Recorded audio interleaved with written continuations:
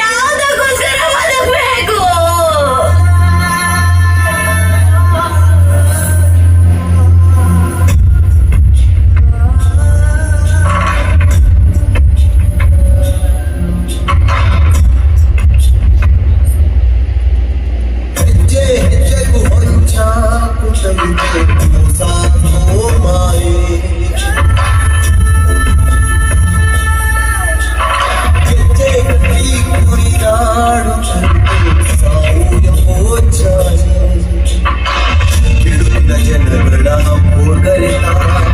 ಎತ್ತಡ ಹೋಯಿದೆ ಈ ಸೆಳೆತ ಬದುಕಿನ ಬವಣೆಯ ಈ ತಿರುಳ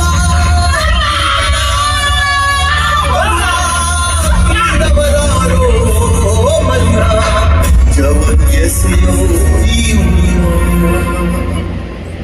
ಹೆಜ್ಜೆ ಹೆಜ್ಜೆಗೂ ಹೊಂಚ ಚುಟೈತಿ ಮೋಸ ಯಾರೋ ಮಾಡಿ ತಪ್ಪಿಗೆ ನನ್ನ ತಂದೆ ಕಣ್ಣೀರು ಹಾಕ್ತಿದ್ದಾರೆ.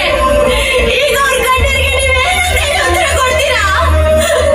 ಏನಂತ ಹೇಳಿ ಸಮಾಧಾನ ಮಾಡ್ತೀರಾ ಹೇಳಿ? ಏನಂತ ಹೇಳಿ ಸಮಾಧಾನ ಮಾಡ್ತೀರಾ?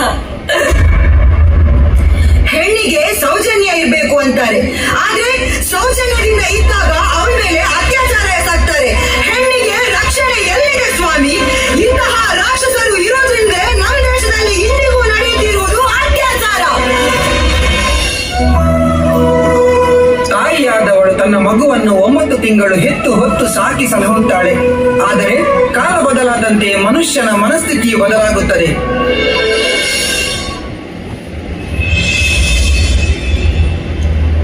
ಈ ಮುಚ್ಚಿದ್ದು ಯಾವಾಗ್ಲೂ ಇದ್ದಿದ್ದೆ, ಎಲ್ಲಾರು ಮನೆ ಒಳಗಡೆನೆ ಮಾಡ್ತಾಳೆ.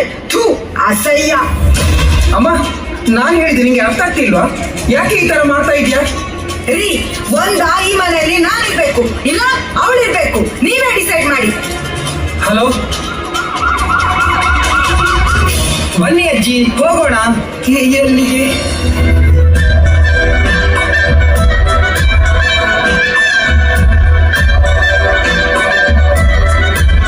ಮನುಷ್ಯತ್ವವನ್ನು ಮರೆತ ನಾವು